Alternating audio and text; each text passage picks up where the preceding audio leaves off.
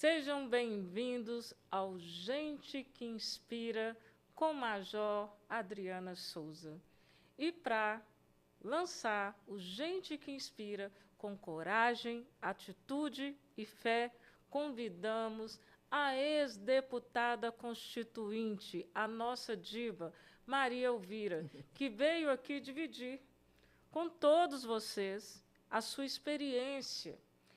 Muito se discute sobre a participação das mulheres na política. Por mais mulheres na política. Mas, Maria Elvira, conta para a gente como foi a sua trajetória, como foi o seu início na política e como isso te inspira até hoje. Olha, eu diria que foi uma experiência muito rica, muito interessante, do qual eu não me arrependo. Eu só tenho a dizer às mulheres que elas devem, sim, se o desejam, participar da política. Quando jovem, eu sempre fui uma moça muito curiosa, sempre gostei muito de ler, gostava de estudar. O meu pai era um advogado, um empreendedor, Newton de Paiva Ferreira, fundador do Colégio Anchieta, portanto, um educador. E eu, então, dentro de casa, sempre vi o assunto da educação. Quer dizer, filha de professor, de educador, eu sempre tive assim, aprendi a gostar do colégio, do processo educacional, ver o valor da aprendizagem.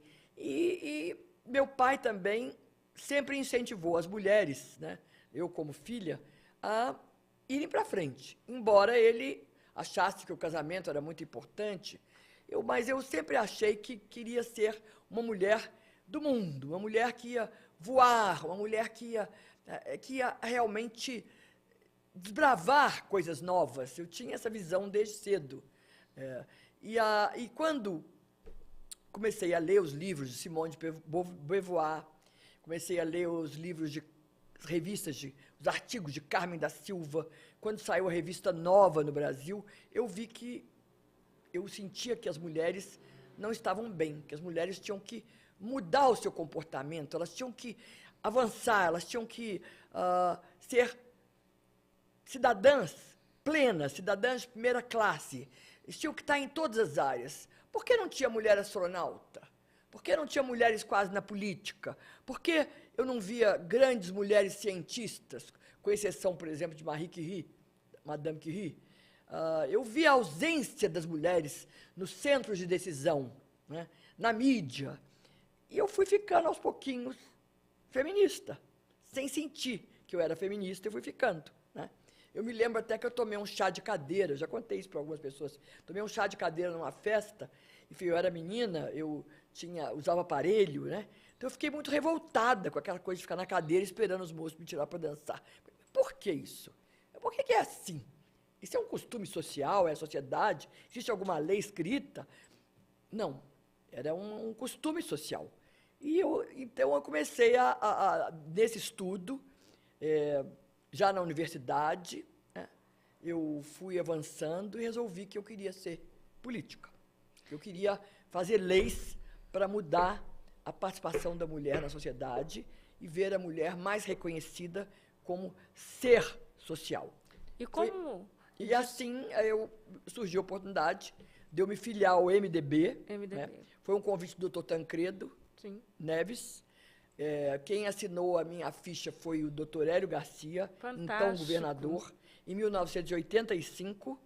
E eu não fui vereadora, coisa que eu lamento, e entrei direto como candidata a deputada estadual. Fui eleita com uma votação até surpreendente e realmente fui quando eu cheguei na Assembleia, isso é uma coisa bem icônica, né? Não tinha banheiro para as deputadas. Nós éramos duas deputadas, eu e a Sandra Starling, já falecida, deputada do PT, né? E nós éramos só as duas, no meio de 77, né? E não tinha banheiro para nós. Quer dizer, isso é uma coisa emblemática, como é que nós éramos tratadas, né? Isso foi um desafio na política, ainda hoje, para as mulheres. É um desafio. O tempo inteiro as mulheres são provadas. aceitação. Mas na Já família... visto episódios... na família, como que foi a aceitação? Não, eu diria que o meu ex-falecido marido, o delegado Prata Neto, ele até, no princípio, me incentivou. Ele disse, não, se você quiser ir, você vá. Ele até me ajudou na primeira eleição. Ele era amigo, ele era um líder da Polícia Civil. Ele foi autor de votos para mim. Alguns delegados me deram votos em cidades onde eu nem era conhecida. Então, eu acho que ele me ajudou. Ele não diria que ele me elegeu, não, mas ele me ajudou. Agora, posteriormente, quando eu virei deputada, então é o que sempre acontece com os homens, eles querem mandar na gente, né? Aí isso eu nunca deixei. Então, tanto que ele falou assim, não, agora você vai caminhar pelas suas próprias pernas. E realmente caminhei. Eu fui abrindo espaços, novos municípios, novas lideranças, porque na primeira eleição eu não tinha apoio de prefeito. O prefeito nunca acredita em deputado que está chegando, que está começando. Ele espera o deputado se firmar, virar deputado, aí é que ele vai apoiar na segunda eleição. Mas, geralmente, na primeira eleição, quando você não tem um pai que te dá... Para o filho de deputado é mais fácil. Sim. Mas quando você não tem um progenitor que é deputado, você tem que abrir as portas sozinho, né? Você não tem um padrinho. Eu não tinha um padrinho. Não posso dizer que o meu ex-marido fosse meu padrinho. Acho que não, porque ele não era político. Então, fui caminhando, fui aumentando, a minha votação foi só crescendo, tanto que, posteriormente, eu fui deputada federal por 2 mandatos e cheguei a ser a deputada mais votada do meu partido, na última eleição, em 98. E, Maria Elvira, atualmente as mulheres, nós somos 52% do eleitorado. E ainda é um desafio, e a legislação ela ainda está sendo construída no sentido de buscar a questão da paridade das mulheres. A questão do direito das mulheres, nada foi entregue, sempre foi através de luta. A história mostra isso. Então, dúvida. Você, na política, é uma pessoa que inspira outras mulheres.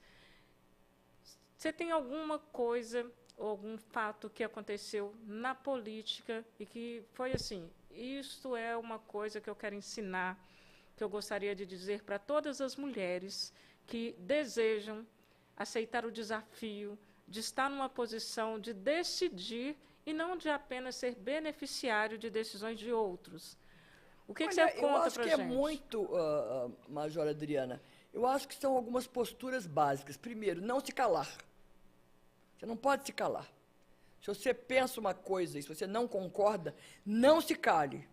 Denuncie, brigue, bata na mesa, entendeu?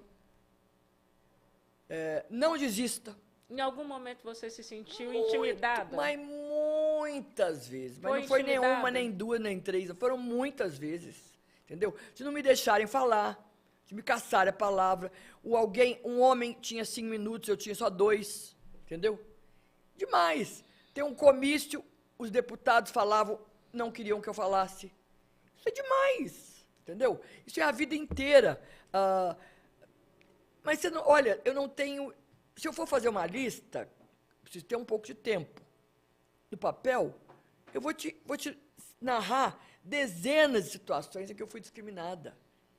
E olha que eu sempre fui atrevida, porque tem pessoas que são um pouco tímidas, que têm medo de se manifestar. Eu nunca fui medrosa, mas algumas vezes eu me senti, sabe, de garganta fechar, entendeu? Fechar.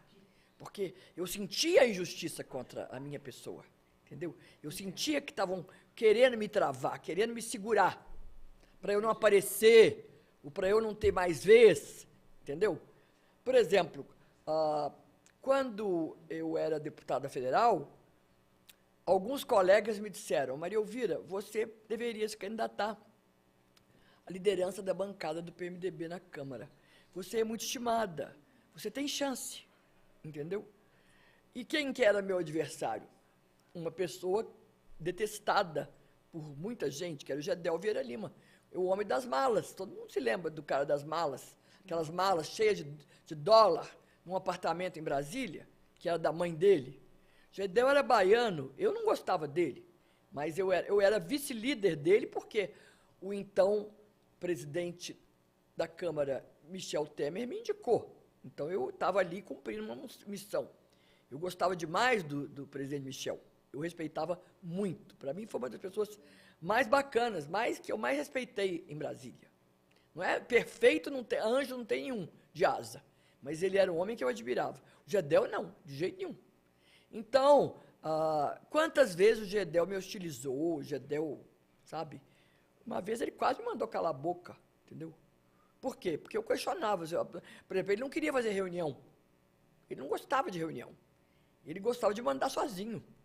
Nós tínhamos um projeto para discutir, que ia ser votado no plenário. Eu falava, deputado, nós precisamos ter reunião toda semana de bancada. Isso é o que os deputados querem. Eles querem sentar no auditório e conversar com o senhor, conversar com os vice-líderes. Querem que o projeto de lei seja apreciado pela bancada. Claro, vamos votar dentro da bancada. Se ganhar uma maioria, acompanhamos a maioria. Isso é democracia. Mas não, ele não queria. Ele já trazia o projeto mastigado, ou seja, para a gente engolir goela abaixo. Sim. Entendeu? Foi uma das coisas que me levou a desistir da política. Porque, de repente, você começa a achar que você está ali gastando o seu tempo, a sua inteligência, entendeu? A sua bagagem, os seus votos, para nada. Para ser sabe? Sem transformar. Sem transformar nada. Sem entregar nada de bom, como se diz hoje. Entendeu? Você vai ficando... Teve um momento que eu estava me sentindo deprimida. Entendi. Cheguei a ter depressão. Deputado, eu sou do povo. Sim. Eu sou... a minha mãe já falecida, empregada doméstica, meu pai ajudante de pedreiro. Eu comecei a minha carreira como empregada doméstica para ajudar no sustento da família. Acho seu exemplo belíssimo, eu Adriana. Estou com 50 anos e a senhora falou da falta de esperança de ser um agente transformador. E quando as pessoas falam que a gente precisa de maior representatividade das mulheres, a gente vê um avanço na construção de legislações que vão trazer maior representatividade das mulheres e das mulheres pretas. Como devolver a esperança para a nossa nação, para o nosso povo, quando a imagem dos políticos hoje é desgastada? Muito. Como entrar para a política? Quando você fala, eu vou me candidatar, o que a gente tem de resposta você vai entrar para a política? Então, não é um campo onde as pessoas têm esperança. Como reconstruir isso? Qual o caminho? Mas aí que está. A gente entra para ser diferente. Exatamente. Eu, por exemplo, dei 16 anos da minha vida. E, modéstia à parte, eu fiz coisa abessa dentro da política. Por isso que eu te falo, eu não me arrependo. Porque eu sei que eu fui importante. Desculpe a falta de modéstia, mas eu fui importante. Tem que ter coragem. Eu participei da consecução de projetos importantes. Se hoje as mulheres brasileiras têm uma lei que obriga o SUS a reconstruir a mama da mulher que sofreu câncer, foi mastectomizada, foi trabalho da mamãe aqui, 2 anos da minha vida dedicada, não só a redigir o projeto, mas a aprovar o projeto, que é uma luta. É uma luta, você conversar com todas as bancadas de todos os partidos, você pediu apoio das deputadas, você pediu apoio dos estados, você tem a pedir apoio... Nossa, é uma canseira, Adriana. O verdadeiro empoderamento é esse? Isso, é o seu trabalho. É claro que às vezes você trabalha e não consegue. Quantas vezes Mas às vezes você trabalha, Adriana, e você não consegue aprovar uma lei, mas aquela sua ideia fica. E mais para frente ela é aproveitada, sabia? Eu aqui, como deputada estadual, eu fiz um projeto de lei, na época do governo Hélio Garcia, de escadas para peixes. Você que gosta de meio ambiente, escadas para os peixes. Né? Quando vai ter a piracema, os peixes sobem o rio para procriar. Se não tiver jeito de subir o rio, ele não procria. Então, acaba com os peixes, né? com a procriação. Então, eu fiz esse projeto de escadas para peixes, onde está fazendo hidroelétrica, da CEMIG, no caso de Minas Gerais. A CEMIG disse que eu não podia fazer aquilo, porque ia criar despesa para eles. Eu, como deputada, não podia mandar na CEMIG. Então, derrubaram o meu projeto. Quer dizer, o projeto foi aprovado e o governador Hélio Garcia vetou o projeto, porque ele criava despesa para o governo, para a CEMIG. Mas eu não consegui derrubar o veto, perdi por 2 votos. Passado algum tempo, a CEMIG começou a fazer as escadas. Sim. Então, quer dizer, eu perdi, o meu projeto foi derrotado, mas a minha ideia venceu. Você entende? Entendo. Então, você joga uma semente que, às vezes, para frente funciona. Entendeu? A lei das cotas em Brasília, eu perdi, dos 30%, eu perdi uma viagem para a China, que eu era convidada para aquela Conferência Mundial das Mulheres, para poder ajudar a Marta Suplicy a aprovar o projeto em plenário. Entendeu? A lei não é de minha autoria, né? Mas nós conseguimos aprovar. Então, tudo isso, Adriana, são coisas que eu levo para o meu travesseiro e, às vezes, eu deito lá e fico pensando assim, isso foi legal, foi legal, foi legal. Passa o filme, entendeu? Agora, chegou um ponto, Adriana, depois de 16 anos, que eu falei, o que eu tinha que fazer está feito, agora estou cansada de ter que aguentar esse gedel, entendeu? De ter que aguentar esse machismo, entendeu? Uma mulher lá, uma beata, um dia com uma cruz na minha cara, sai, Satanás! Porque eu estava dizendo que não estavam querendo tirar a interrupção de gravidez, da gravidez, no caso de estupro e gravidez de alto risco, queriam tirar da legislação brasileira, quer dizer, nós não podíamos concordar, eu estava lá brigando por isso, brigando, porque eu sou feminista, entendeu? Eu acho que se a gente pudesse não fazer aborto, pudesse não fazer, evitar, era bom. Mas acontece que um tanto de mulher aí arruma filho, né? Engravida, e não quer, não pode, não tem condições, não tem pai. Né? Eu acho que é um direito da mulher interromper a gravidez, nesse caso. Ela não pode, ela não quer, ela não tem condição, não tem pai para o filho, já tem um tanto de filho. Eu acho que é um direito dela, o ventre é dela. Além disso, é um problema de saúde pública, hoje. Você tem mais de 1 milhão de abortos por ano, clandestinos. Não adianta você falar, não faz. Ela vai e faz. Ela toma um remédio, ela enfia um tal de mamona. Desculpa eu falar assim, mas eu conheço a história. Verdade. Então, quer dizer, não adianta ficar aí discutindo o sexo dos anjos, entendeu? Enquanto isso, as mulheres estão abortando por aí. Na favela, na periferia, no interior, no campo. Então, eu estava lá fazendo o meu papel como feminista, como mãe. E como mulher. E como mulher. Então, uma mulher lá chegou, me chamou de Satanás. Quer dizer, você está sujeito a tudo isso na vida. Cansei, dei 16 anos da minha vida, muito bem dados. Eu acredito que o fortalecimento da política, ela se dá através do diálogo. E que os nossos representantes precisam deixar de serem gurus, que determinam aquilo que você vai pensar. Exatamente. Você vai pensar dessa forma ou você não está comigo. Você vai pensar desta forma ou você não está comigo. E isso não é democracia. Não. Então, as políticas, elas devem viabilizar, inclusive, a nossa capacidade de pensar. Então, eu preciso de pessoas que me representem e que levem a minha situação, que sintam a minha dor. E hoje... A compaixão que eu acho muito importante. A paixão. Eu não me identifico mais com as pessoas. Então, quais são as opções do sentir? Quem é que vai me ajudar a acordar de manhã e ter vontade de sair da cama e trabalhar? Eu tenho a minha conta de luz, a minha conta de água para pagar a escola, a faculdade. Onde está a esperança? Qual a minha motivação?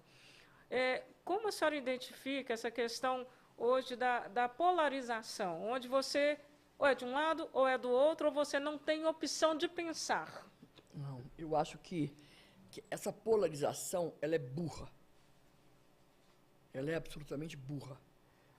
Desculpe eu falar assim, de uma forma meio dura, né? Porque inclusive, eu não sou nem de um lado nem do outro. Estou te dando um exemplo. Eu não gosto do Lula e não gosto do Bolsonaro. E é um direito seu. Direito meu. Se eu fosse escolher o meu candidato aí no passado, eu votei na Simone Tebet no primeiro turno. Sim. Depois, eu me decepcionei um pouco. Eu até votei no Lula no segundo turno por causa dela também. Essa é a democracia. É a gente democracia. escolher. Depois eu achei que a Simone, que é uma mulher muito interessante, eu achei que ela bandeou demais pro lado do Lula. Eu acho que ela não precisava ficar tão lulista daquele jeito. Entendeu? Sim. Mas isso é o meu sentimento. Estou falando que eu estou certa, não. Como cidadã. Como cidadã. Bom, eu gosto mais do Ciro. Entendeu? Mas acho que o Ciro falta equilíbrio emocional. Entendeu? O Ciro, ele de vez em quando, ele tem um destempero verbal, não é? Ele fala coisas que ele não precisava falar. E isso traz insegurança para a gente, para o eleitor dele, para o brasileiro. Entendeu? Então, hoje, por exemplo, quais são as lideranças que estão aparecendo aí? O Tarcísio é uma grande liderança em São Paulo. Não é perfeito, mas ele me agrada muito. Sim. Eu não sou eleitora de direita, não sou. Eu sou centro, com uma visão. Se eu tivesse que escolher, eu seria social-democrata, com uma tendência, quer dizer, uma visão pequenininha, assim, um pouquinho preocupada muito com o social. Mas, ao mesmo tempo, na visão econômica, um pouco mais liberal. Não é? Então, é isso. Eu acho que você não pode ser assim, radical em nada. Hoje, o mundo não aceita radicalismo, sabe? Eu acho que o radicalismo é burro. Hoje, a coisa mais importante chama-se, o que você falou muito bem diálogo. Aí. Diálogo. Diálogo. Você, hoje, se eu fosse escolher um partido, seria partido moderador. Partido moderado, entendeu? Articulação e moderação.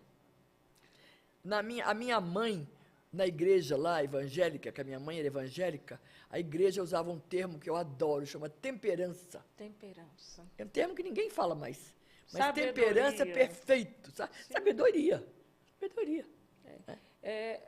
Eu acredito que hoje, na questão política, e para ganhar votos, nós temos apostado em convencer as pessoas sem necessariamente apresentar propostas. Então, eu tenho que falar de mobilidade urbana, eu tenho que falar dos meus projetos, eu tenho que falar da questão da saúde, mas sem verdadeiramente apresentar propostas. É um show do convencimento. A senhora falou de uma pauta muito importante, que é a questão da interrupção da gravidez em diversas situações. O nosso ordenamento jurídico, ele já criminaliza, nós já temos isso tipificado no nosso ordenamento penal com relação ao aborto. No entanto, o que a gente percebe é que quem está discutindo a questão do legislativo, dos nossos representantes, quem está discutindo a questão da decisão da mulher sobre o corpo dela, são homens decidindo sobre isso. E a gente vê um verdadeiro discurso vazio, porque eu não vejo as mulheres falando sobre isso, as mulheres não estão sendo ouvidas. Por isso eu acredito no diálogo. Então, ou é isso ou é aquilo. Mas eu não vejo verdadeiramente soluções que vai lá e olha no olho da mulher e fala: qual que é a sua questão? Por que você interrompe a gravidez? Por que você praticou um aborto? E discutindo, inclusive, trazendo para o campo da política questões religiosas, que, na verdade, não irão trazer soluções Eu acho que efetivas. A política, os governos têm que ser laicos. A religião, nenhuma religião pode penetrar nos governos. Eu visitei, por exemplo, um país, eu já viajei muito, conheço muitos países do mundo, eu visitei um país que é o exemplo da religião dentro do governo, que é o Butão. O Butão, os monges ficam dentro da prefeitura, os monges ficam junto com o rei, quer dizer, é um casamento ali. Eu não tô aqui para... Eu não sei analisar, mas eu digo, na minha opinião, o governo tem que ser laico. Quando eu era deputado estadual, devo ter perdido voto, porque eu fui contra o ensino religioso na escola. Eu falei: não, vocês podem dar... voto. Perdi voto. Eu falei: vocês podem dar história sagrada. É outra história.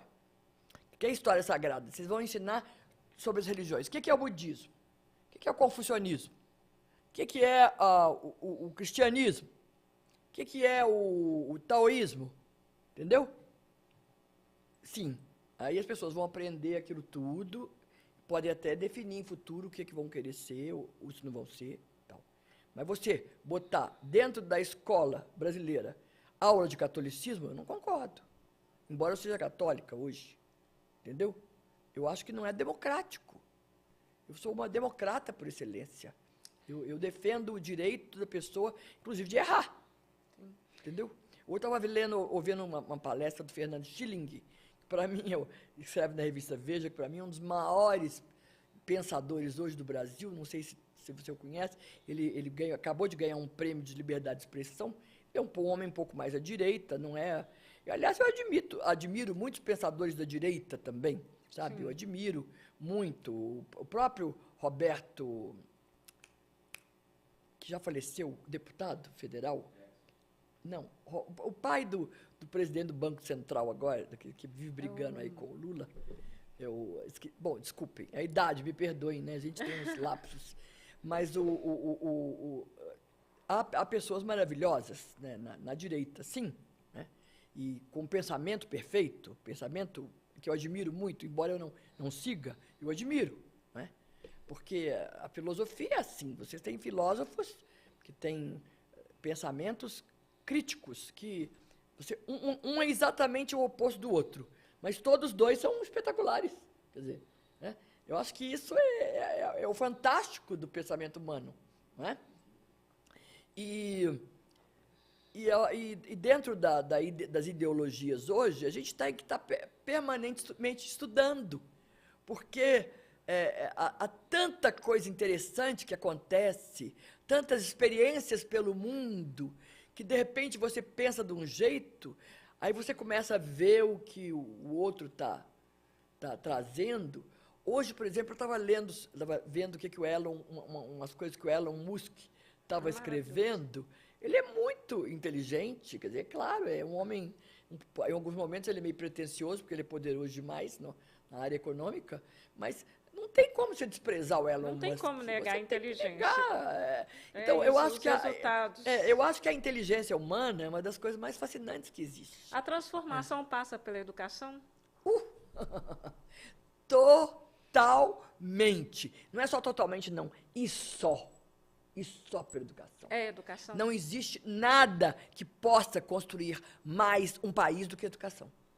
O que aconteceu no Japão? O Japão fez um projeto de educação de 20 anos. Por isso que virou o que virou. Entendeu? No Brasil, nós não temos projeto de educação. Eles ficam com umas pautas aí de costumes que são absolutamente, na minha opinião, menos importantes do que pautas, por exemplo, de ciência, de tecnologia, de valores, entendeu? Enfim, de formação ética, isso é que nós precisávamos, entendeu? Então, na minha opinião, só a educação constrói mesmo.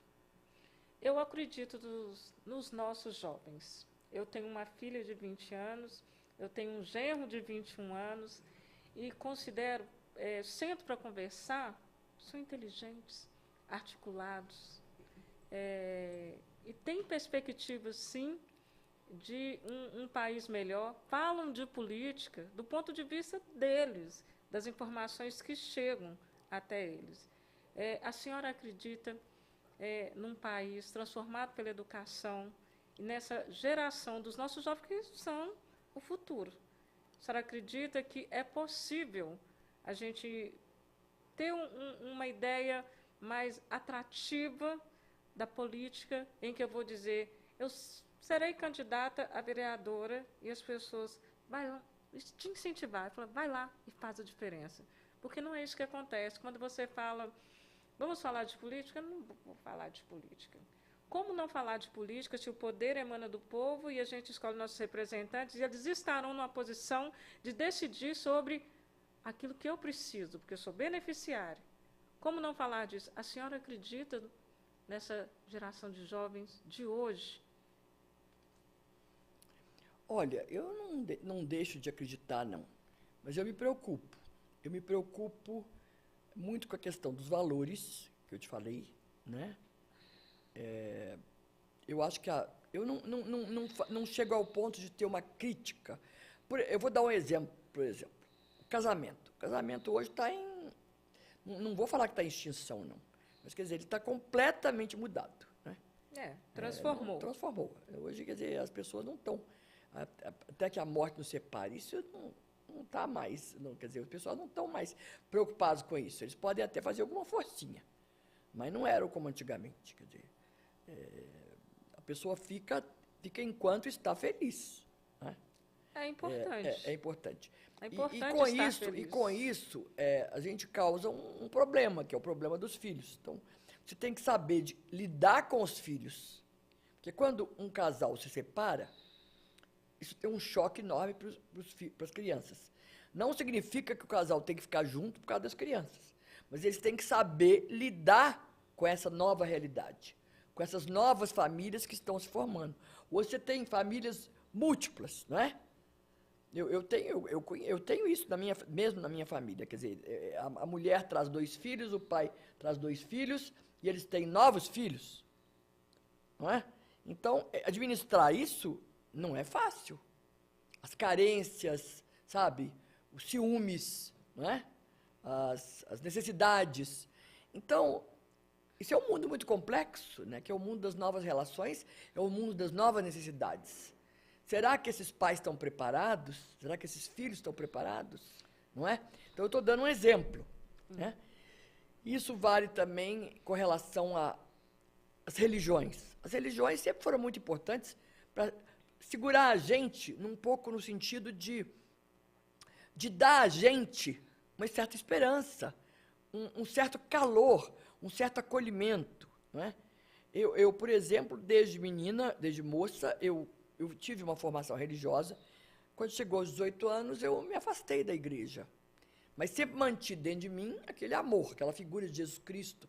Para mim sempre foi uma luz. Eu sempre fui uma apaixonada pela figura de Jesus Cristo como um grande profeta, um profeta, como um filho de Deus, mas principalmente aquele homem que traz valores que quando você segue, você tem uma tendência a ser muito mais feliz.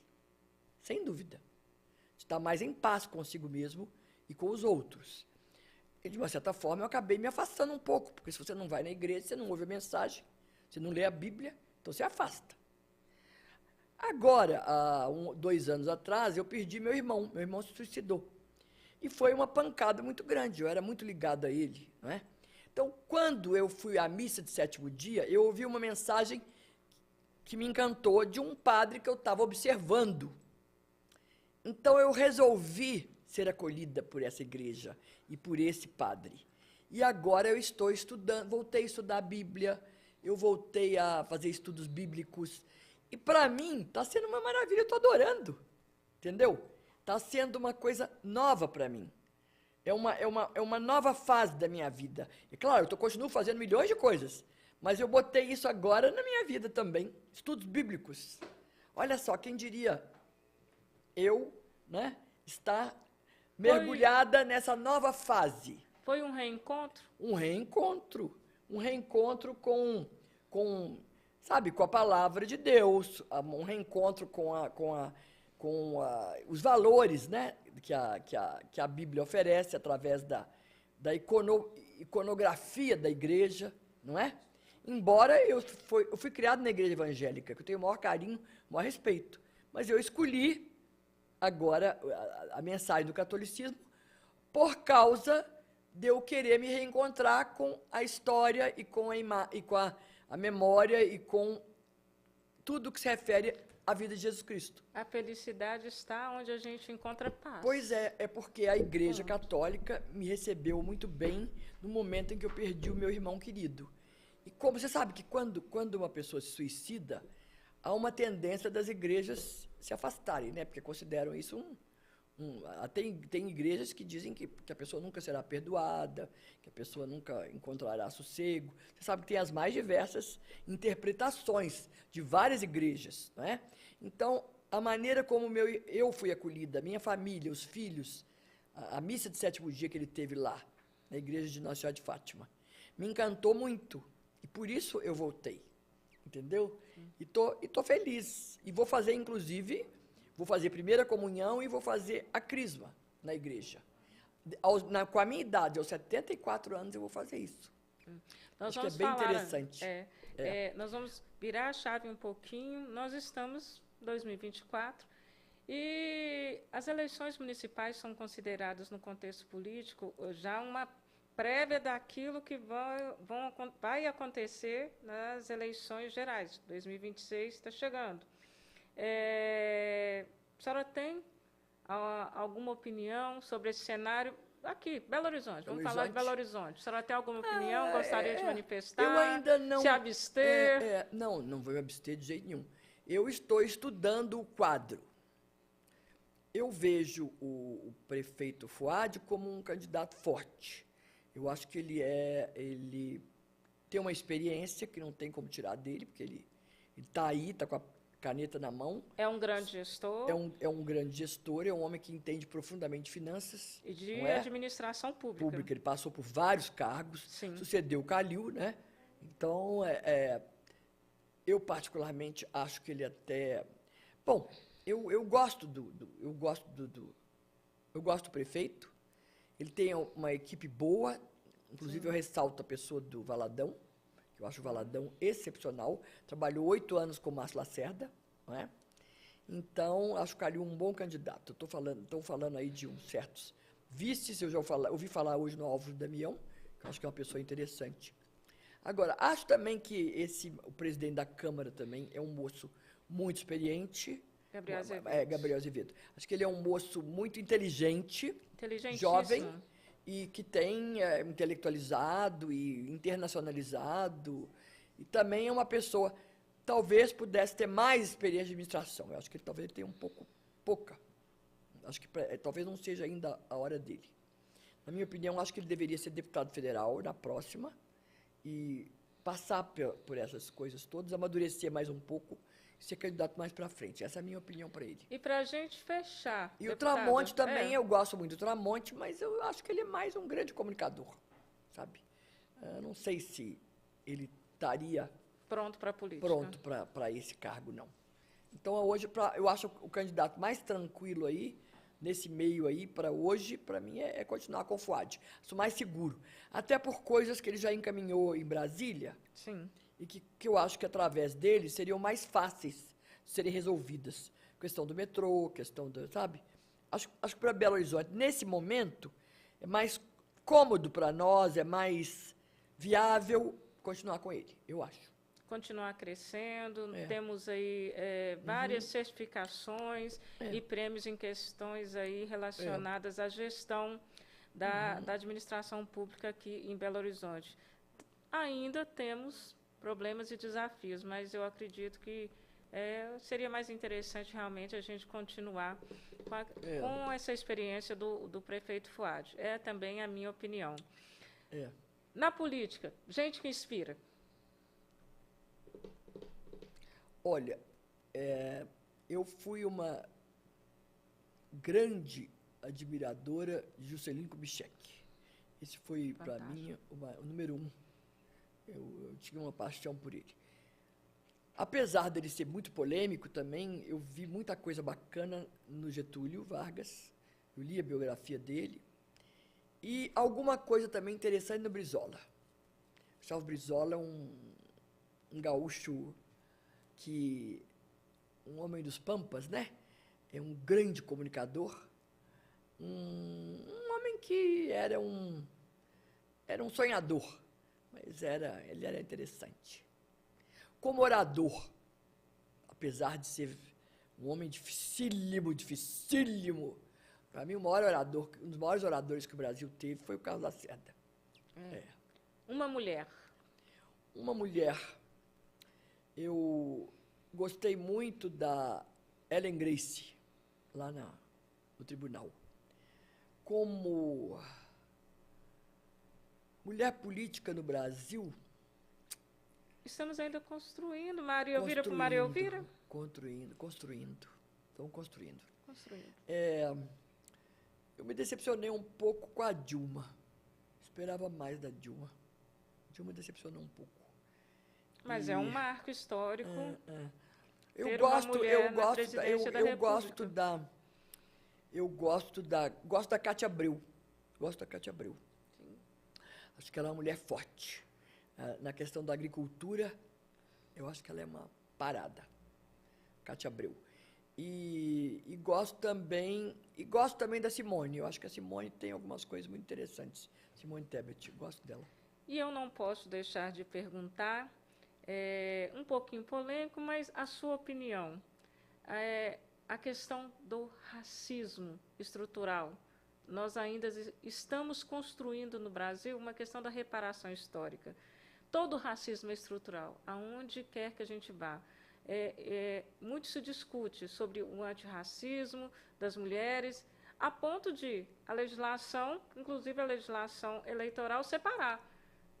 Traz uma política para as mulheres e traz uma outra política para a mulher e preta. Então, todo racismo é estrutural. Para a gente fechar, a sua opinião e como isso pode ser tratado. Esse assunto é um assunto que ainda vai muito longe. Vai. Vai. Porque, veja bem, na minha opinião, eu vejo o que está acontecendo no mundo hoje com essa invasão, né, dos imigrantes negros na Europa, por exemplo. Aí o pessoal vem e fica criticando e tal, fala assim, gente, o problema é o seguinte, os europeus invadiram a África, fizeram o que quiseram com a África, não é? Carregaram tudo, escravizaram. Muitos negros também foram coautores, né? Muitos povos negros lá escravizaram outros negros para vender para a Europa. Também tem isso, não podemos esquecer. Então, a verdade é que os brancos, os europeus principalmente, devem muito à África. E isso é impagável. Vou falar a verdade, é impagável. Então, o preço é política pública. É eterna vigilância, quer dizer. Então, eles vão... Não adianta. É política pública. É muita política pública. Não adianta ficar fingindo que não sabe, entendeu? Então, é como você falou, tem um racismo estrutural. É a nossa história. É a nossa história. Eu falo que todo racismo é estrutural porque é a nossa história. Então, eu conheço... Quando, por exemplo... Macron, eles ficam criticando Macron. Não critico Macron, não. Macron fez certo. E outros fizeram certo de abrir fronteira. Sim. Não acho que eles fizeram errado, não. Entendeu? Incomoda, sim. O Brasil foi um dos últimos países a abolir a escravidão. Nossa, o Brasil tem culpa demais no cartório. O Brasil tem culpa demais no cartório. E sabe por que o Brasil o Brasil só aboliu a escravatura? Porque a Inglaterra botou a faca no nosso peito. A Inglaterra estava começando a prender os navios negreiros em alto mar, os navios brasileiros. Os navios portugueses que estavam trazendo, a Inglaterra falou, não vai passar, nós vamos botar fogo, vai morrer todo mundo. Entendeu? Então, se não, continuava. Entendeu? Inclusive, eu admiro muito Dom Pedro II, eu sou uma fã de Dom Pedro II, que para mim foi... Eu adoro, aliás, adoro ler livros da monarquia. Eu já li praticamente tudo que tem para ler de império, sabe, da monarquia portuguesa no Brasil, a monarquia brasileira. Nossa história eu acho maravilhoso, adoro. Sim. Dom Pedro I foi um safado, mas mesmo assim, ele é safado, eu nunca vi um mais safado que aquele. Agora eu fui a São Paulo, visitei o Palácio da Domitila, do Amaral. Nossa Senhora do céu, eu não posso nem contar aqui a história dele com a Domitila. Mas realmente, mas ao mesmo tempo, ele era um safado, mas que amou profundamente o Brasil, né? Ele foi pro... O pessoal acha que a independência foi fácil, não foi, não. Depois do 7 de setembro, o Nordeste do Brasil estava todo contra a independência. Eles queriam... Tinha muita gente no Nordeste que queria continuar ligado a Portugal, por interesses econômicos, não é? Dom Pedro I teve que ir lá pacificar e brigar e guerrear com os brasileiros. Foi quase que guerra civil, entendeu? Depois disso é que pode-se dizer que houve a independência. E ele morreu nessa época, que ele já estava de sífilis, ele estava muito mal de saúde, entendeu? Morreu muito novo. E Dom Pedro II foi uma pessoa maravilhosa para o Brasil, tirando o que ele fez lá no Paraguai, que mandou o genro dele, o Conde D, que matou lá o Solano Lopes, uma opção de gente que não precisava ter matado. Então também foi uma barbárie, né, que o Dom Pedro II fez lá no Paraguai. Mas eu quero dizer que o problema do racismo, isso vai demorar muito. Isso é uma coisa que foi... Estamos evoluindo? Sim, sim, mas demais da conta. Vou te dar um exemplo? Conta pra gente. Claro. Pega a revista Marie Claire. Outro dia uma amiga minha estava comentando comigo. Você pega a revista Marie Claire, mais de 50% das manequins com as roupas são negras. É uma forma de reparar? Uma tentativa. E é importante? Acho. Você pega filmes, publicidade na televisão, de sabonete, entendeu? De moda, de jeans. Isso é sobre a maioria inclusão. negra. Isso nunca foi assim. Mudou. Isso é uma prova cabal da preocupação. Vai ver as principais revistas de arte, como se está valorizando o ator negro, o pintor negro, o músico negro. Mudou tudo. Na cultura, então, é impressionante. Além de ser uma questão de inclusão, a questão da representatividade na revista Marie Claire, na cultura e tudo, é de valorização também do povo. Não, e nas empresas, a contratação de profissionais negros, entendeu? De mulheres de profissionais negros. Sim. E também a inclusão com a questão dos portadores de deficiência, sim, entendeu? Você chega hoje, por exemplo, e a questão do LGBT, você chega, por exemplo, eu fui outro dia fazer uns exames, uns exames de saúde nas clínicas. Você chega lá, tem trans te atendendo, entendeu? Negros, muitos. A questão da gordofobia, que era um problema. Sim. Quantidade de gente obesa mesmo, trabalhando. Então, é uma das coisas boas que eu vejo no governo Lula. Eu tenho minhas restrições enormes. Mas nisso aí, a questão da inclusão social, isso é patente. Isso é claro como sol, entendeu? A inclusão social e a política pública de acessibilidade. Eu sou uma pessoa, DA, né? Tenho deficiência parcial, auditiva, eu tenho uma irmã que é surda, um cunhado que é surdo, convivo com a comunidade surda e vivencio a questão da dificuldade do acesso. Então, às vezes, na coisa simples de fazer um pedido, de dar um telefonema, de receber uma informação, passa pela questão da política pública que coloca ali um intérprete da língua brasileira de sinais, da Libras. Agora, vamos falar da Maria Elvira. Eu fiquei sabendo que Maria Elvira é uma corajosa aventureira que viajou por diversos países. Sim. E faz algumas atividades aí de pular de paraquedas, é verdade isso? Já fiz muita coisa. Tem alguma coisa que ainda quer fazer? Com alguma história engraçada para contar para a gente? Já fiz de tudo. Eu já fiz muita coisa. Eu já paraglider, já fiz asa delta, já fiz... De onde veio isso? Por quê? Pô, curiosidade. Eu sempre fui muito curiosa, né? Sempre fui muito curiosa. Mas não assim, não pratiquei o esporte. É a adrenalina? É adrenalina, já subi, climbing, ousadia pura e simples. Com as caminhantes. Fizemos caminhadas enormes. Fizemos 1.700 metros da Estrada Real, 1.700 quilômetros da Estrada Real, toda. Sim. Não de uma vez, né, em pedaços, né? Mas com um grupo grande de mulheres, né? Sim. A Beth Pimenta foi presidente muitos anos. Verdade. Começamos em 2003, fomos até 2020. E eu fui a segunda presidente durante 9 anos. Então, foi muito bom, foi muito legal.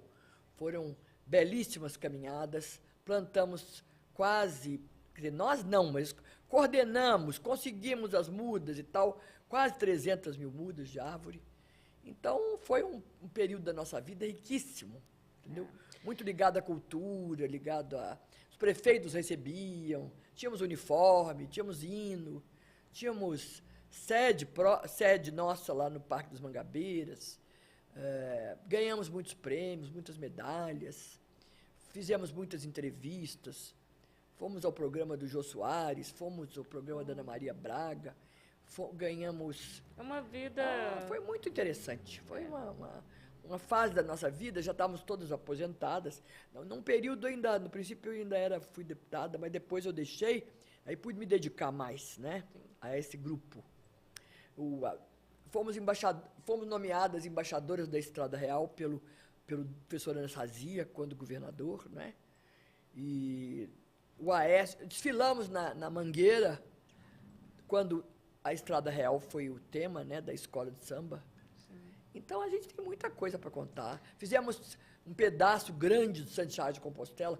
A Beth fez toda, mas depois nós fizemos de Burgos até Santiago. Foi muito interessante. E Maria Elvira, tudo isso. Para a gente encerrar essa conversa gostosa, em que você teve essa generosidade de dividir comigo. Major Adriana, eu quero de público dizer da minha admiração por você, dizer obrigada. Do quanto eu acho que você é uma mulher muito bacana, quer dizer, você tem algumas características fantásticas. Mulher, negra, advogada, quer dizer, que eu sei da carreira, da luta, do esforço que você teve para chegar onde chegou. Eu sou da primeira turma de mulheres. Major do Corpo de Bombeiros, né? Sim. Dirigindo uma fundação que eu sei da importância que ela tem. Sim. E sei da admiração que os oficiais do Corpo de Bombeiros têm por você, o seu comandante. Eu agradeço muito. Eu acho assim que tudo isso, e a sua coragem também, determinação de trazer a sua presença, trazer a sua bagagem de vida para a política, não é?